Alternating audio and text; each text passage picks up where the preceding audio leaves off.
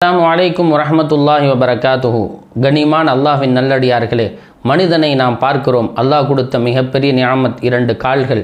நீங்கள் என்னைக்காவது யோசிச்சிருக்கீங்களா, மனிதனுக்கு மட்டும் அல்லாஹ் ஏன் 2 கால்களை கொடுத்தான்?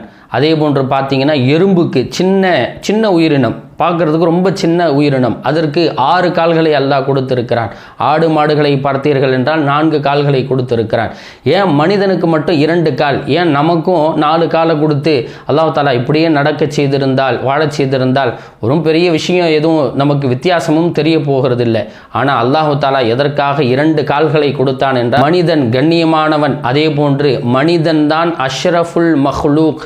படைப்புகளில் அல்லாஹு தாலா உயர்ந்த படைப்பாக மனிதனை படைக்க நாடிய பொழுது அல்லாஹு தாலா நமக்கு 2 பாதங்களை கொடுத்து கம்பீரமாக நடக்க செய்தான்.